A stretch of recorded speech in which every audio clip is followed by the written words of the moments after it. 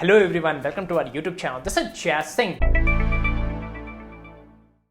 अगर हम बात करें एक बेस्ट पोस्ट वर्कआउट मील की, जो हमारे लिए एक आइडियल पोस्ट वर्कआउट मील रहेगा जिससे हमको सही प्रोपोर्शन में प्रोटीन, कार्बोहाइड्रेट्स और इलेक्ट्रोलाइट मिल जाएंगे, वह होगा egg white rice and dates. चलिए हम इसका न्यूट्रिशन वैल्यू का प्रोफाइल देख लेते हैं, जिससे हमको मालूम चलेगा क्यों यह हमारे लिए एक आइडियल पोस्ट वर्कआउट मील रहेगा। अब बात करते हैं कि आखिर क्यों, अगर हम ये 3 फूड आइटम कंज्यूम करते हैं तो हमारे लिए यह एक बेस्ट पोस्ट वर्कआउट मील रहेगा। सबसे पहले हम बात करते हैं एग वाइट्स की। तो जैसे कि हमने देखा, जो एग वाइट्स होता है यह एक लीन प्रोटीन का सोर्स होता है। कहने का मतलब यहाँ पर जो फैट होता है वह नहीं होता है, इसलिए यह हमारे लिए एक आइडियल पोस्ट वर्कआउट मील रहेगा।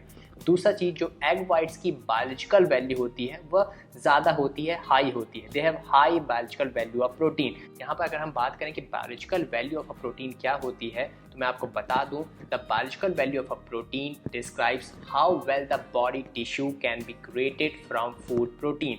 कहने का मतलब यह है कि बायोलॉजिकल वैल्यू वह चीज़ होती है जिससे हमें पता चलता है कि किसी भी फूड आइटम में मौजूद प्रोटीन कितने अच्छे तरीके से हमारे बॉडी के टिश्यूज़ जैसे कि मसल्स को बना सकता है। यहाँ पर हम बायोलॉजिकल वैल्यू को शॉर्ट फॉर्म में BV भी लिखते हैं। तो सिंपल लैंग्वेज में आप समझ सकते हैं कि the good biological value will result in good muscle building. कहने का मतलब, अगर किसी फूड आइटम की बायोलॉजिकल वैल्यू अच्छी है, ज़्यादा है, तो अगर हम उस फूड आइटम को कंज्यूम करते हैं, खाते हैं, तो उससे हमारे मसल बनने के चांसेस ज़्यादा होते हैं, बेहतर होते हैं। यहाँ पर जो हम एग वाइट्स कंज्यूम कर रहे हैं, इनकी बायोलॉजिकल वैल्यू ऑफ प्रोटीन होती है 90। वैसे देखा जाए, जो होल एग होता है जिसमें एग यॉल्क और एग वाइट होता है, दोनों कंबाइन, अगर वहाँ पर बायोलॉजिकल वैल्यू देखा जाए तो उसकी थोड़ी सी ज़्यादा होती है 94। लेकिन जब हम होल एग कंज्यूम करते हैं तो हमको फैट मिल जाता है, इसलिए हम उसको नहीं कंज्यूम कर रहे हैं अपने इस पोस्ट वर्कआउट मील में। ठीक है, वहीं देखा जाए जो सबसे ज़्यादा किसी फूड आइटम की बायोलॉजिकल वैल्यू होती है तो वह होता है वे प्रोटीन। वे प्रोटीन एक तरह का फूड सप्लीमेंट होता है जो अक्सर बॉडी बिल्डर या फिटनेस फ्रीक कंज्यूम करते हैं।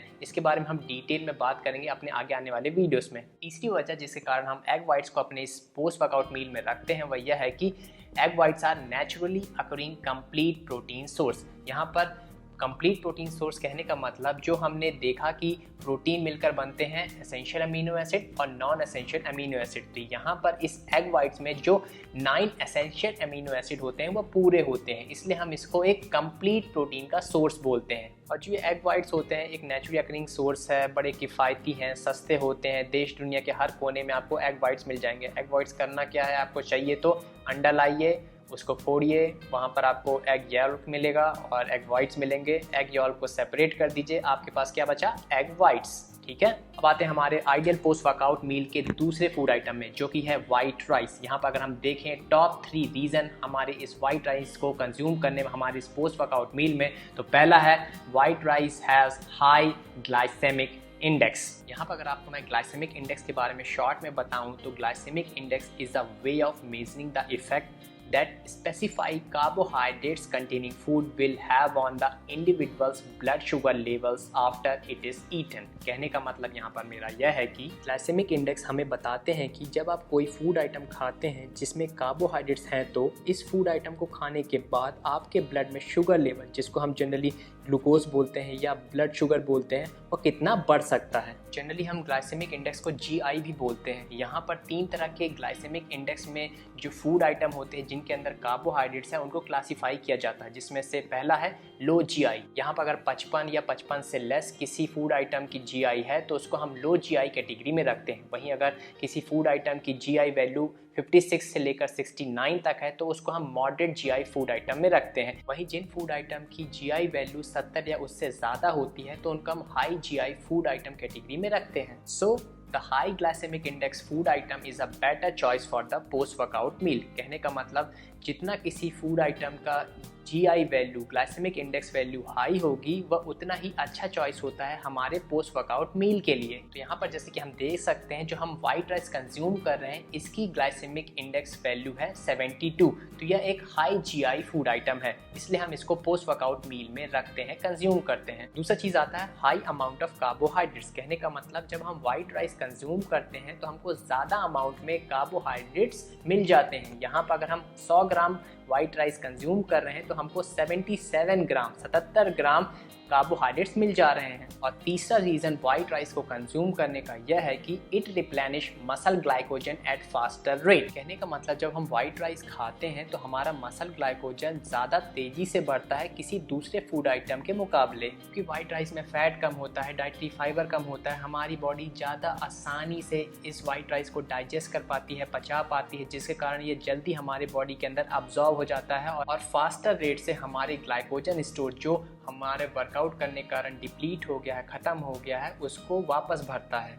और जो तीसरा फूड आइटम डेट्स हम कंज्यूम करते हैं हमारे पोस्ट वर्कआउट में, उसके 3 मेजर रीज़न यह हैं कि पहला, इट प्रिवेंट मसल क्रैम्प्स। अब होता क्या है, जो डेट्स होते हैं इनमें अच्छे अमाउंट में इलेक्ट्रोलाइट जैसे कि पोटेशियम, मैग्नीशियम प्रेजेंट होते हैं, जिसके कारण आपके बॉडी में मसल क्रैम्प्स नहीं आते हैं। यहाँ पर होता क्या है कि जब पोटेशियम लेवल सेल्स के अंदर कम हो जाता है बाहर के मुकाबले, तो हमारी मसल्स में क्रैम्प आते हैं, हम कमज़ोर महसूस करते हैं। जब आप डेट्स, खजूर कंज्यूम करते हैं तो आपको एक अच्छे अमाउंट में पोटेशियम मिल जाता है, जिससे यह मसल क्रैम्प की प्रॉब्लम ईजिली अवॉइड की जा सकती है। दूसरा रीज़न यह है कि जो डेट्स होते हैं they have high amount of carbohydrates. 100 gram dates अगर आप खाते हैं तो वहाँ पर आपको 90 ग्राम तक कार्बोहाइड्रेट्स मिल जाते हैं। हम अपने मील में 50 ग्राम डेट्स कंज्यूम कर रहे हैं, 50 ग्राम अगर डेट्स हम कंज्यूम करेंगे तो हमको 45 ग्राम ऑफ कार्बोहाइड्रेट्स मिल जा रहे हैं बड़ी आसानी से। और जो तीसरा सबसे मेन रीज़न आता है डेट्स को कंज्यूम करने का हमारे पोस्ट वर्कआउट में, वह यह है कि dates provide instant energy along with sweet test.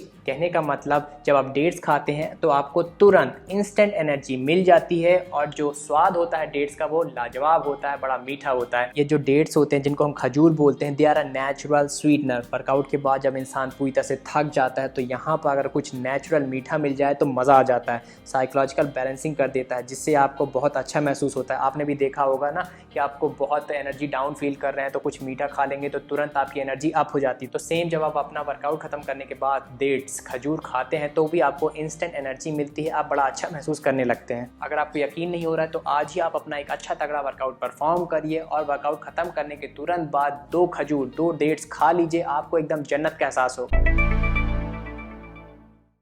तो जैसे कि आप स्क्रीन पे देख सकते हैं, यहाँ पर मैंने egg whites, white rice and dates के मैक्रोस के बारे में डिटेल इन्फॉर्मेशन लिखी हुई है। तो अगर हम पढ़ें तो जो एग वाइट होता है, अगर हम इसके 10 पीस लें, 10 एग वाइट हमको लेने हैं तो एक एग वाइट से हमको 3.6 ग्राम प्रोटीन मिलता है। तो 10 हम एग वाइट ले रहे हैं तो हमको टोटल प्रोटीन मिल गया यहाँ पर 36।